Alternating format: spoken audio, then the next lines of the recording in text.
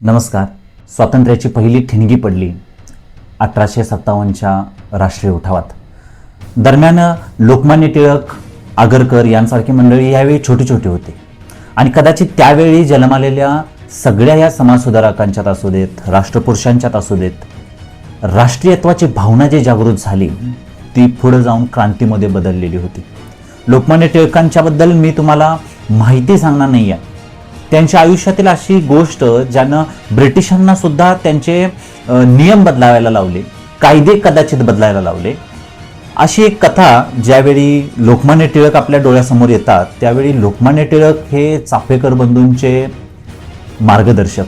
म्हणजे लोकमान्य टिळकांनी सांगावं आणि चाफेकर बंधूंनी रॅडचा वध करावा, क्रांतीच्या ज्वाला पेटवाव्यात, अगदी कोल्हापूरच्या महालक्ष्मी मंदिरापर्यंत क्रांतीचे फलक लावावेत, इतकं हे त्यांचं वचक पुण्याच्या त्या भागामध्ये.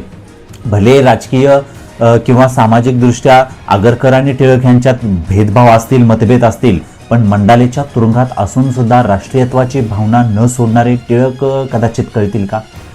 म्हणजे ब्रिटिशांनी सांगावं माफी मागाने आम्ही तुमची शिक्षा कमी करतो, पण मला नाही बाबा, मला माझं राष्ट्रच महत्त्वाचं आहे म्हणून शिक्षेलाच मिठी मारावी, हे टिळक आपल्याला कळतील का? वादाचा मुद्दा म्हणजे सावरकरांना काही दृष्टीनं बघितलं जातं, पण टिळकांना राष्ट्रीयत्वाच्या भावनेनं पाहताना मला एक गोष्ट इथं नमूद करायची आहे की नेमक्या ह्या गोष्टी टिळकांच्याकडून कशा होत गेल्या आणि ब्रिटिशांना त्यांचे नियम बदलावे कसे लागले. मंडळी, टिळकांच्या गुप्तहेरांचं म्हणजे ब्रिटिशांच्या गोट्यामध्ये, ब्रिटिशांच्या जिथं तुरुंगात क्रांतिकारकांना ठेवलं जात होतं आणि तुरुंगात ठेवल्यानंतर तुरुंगात ठेवल्यानंतर त्यांना फाशीच्या शिक्षा सुनावल्या जात होत्या. तर ह्या फाशीच्या शिक्षा सुनावताना, फाशीच्या शिक्षा सुनावल्यानंतर फाशी देताना जो जल्लाल म्हणून काम करत असतो, फाशी देणारा, तो टिळकांचा माणूस असायचा. आणि काही गोष्टी मग टिळक सांगायचे, जसे चाफेकर बंधूंना सांगितलं जात होतं तशा वेगवेगळ्या ह्यांचे क्लब होते पुण्यामध्ये, क्रांतिकारकांचे क्लब म्हणून इतिहासात खूप प्रसिद्ध क्लब आहे ते. मग यात चाफेकर क्लब, द्रविड बंधूंचा क्लब, असे वेगवेगळे क्लब होते. तर मग क्रांतिकारकांना सांगायचं आणि त्यांनी कृत्य करायचं. फासावरती जायचं असेल, जल्लाल आपला आतमध्ये आहे, त्यानं मग फाशी देताना त्याला दोरी इथून बांधायची, त्याला गळ्याला पीळ द्यायचा नाही. आणि ज्यावेळी फाशी दिली जाईल त्यावेळी त्याला हँगिंग मोशनमध्ये ठेवलं जात होतं, लटकवलं जात होतं, पण दोरी इथून जल्लालानंच टिळकांच्या सांगण्यावरून लावल्यामुळं तो मरत नव्हता. आणि क्रांतिकारक अर्धा तास, एक तास लटकवल्यानंतरही मरत नव्हते. आणि मग ब्रिटिश म्हणायचे की अजून मेला नाही, ह्याला मारलं पाहिजे. मग युक्तिवाद कोर्टात असा व्हायचा की त्याच्या नशिबानं तो वागला. आणि मग नियमसुद्धा भारतामध्ये बदलावे लागलेत की मरेपर्यंत फाशी, आता नुकती फाशी उरली नाही. हा एक किस्सा. आणि यानंतर ज्यावेळी आंदोलनं टिळक करत होते त्यावेळी झेंडे जेव्हा नाचवले जात होते त्यावेळी बांबूच्या काट्या आणल्या जात होत्या, वेताच्या काट्या आणल्या जात होत्या. त्यांना झेंडे बांधून ही चळवळ, वंगभंगच्या असू दे, स्वदेशी चळवळ असू दे, ह्या चळवळीतून राष्ट्राचे झेंडे मिरवत जात होते.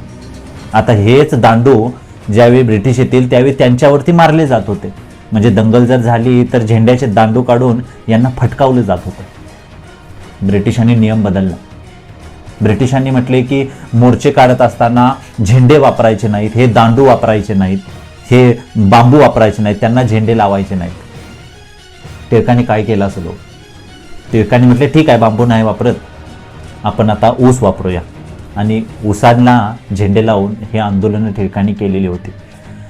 एक इरा मवाळांचा आला, मवाळांच्या इऱ्यानंतर जहालांचा इरा आला आणि जहालांच्या ह्या कालावधीत टिळकांचं नाव प्रकर्षाने घेतलं जात आहे. आणि इतिहास असा घडणार होता की काय, किंवा गांधीजींना ती चाहूल लागली होती की काय. टिळक असतानाच गांधीजींनी असहकार चळवळीची पावलं उचलायला सुरुवात केली आणि 1920ला गांधीजींनी असहकार चळवळ सुरू केली. दरम्यान 1 ऑगस्ट 1920लाच टिळकांचा मृत्यू झालेला होता आणि पुढचं सगळं युग गांधी युग म्हणून ओळखलं जातं. गांधींनी केलेले ह्या राष्ट्रासाठी कार्य येत्या काळात आपण बघणारच आहोत. पण आज योगायोगानं जयंती येते आणि काही दिवसानंतर 1 ऑगस्टला त्यांची पुण्यतिथी येते. तर असे हे समाजसुधारक यांच्या ह्या वेगवेगळ्या गोष्टी, यांच्या ह्या कल्पना, वादाचे मुद्दे आपल्याला घ्यायचे नाहीत, पण त्यांच्या आयुष्यातील हे प्रसंग, ज्यांनी राष्ट्रासाठी, या समाजासाठी संघर्ष केला, त्यांची ही एक गाथा. धन्यवाद. टिळकांच्या या जयंतीनिमित्त आपल्या सर्वांना शुभेच्छा. जय हिंद, जय महाराष्ट्र.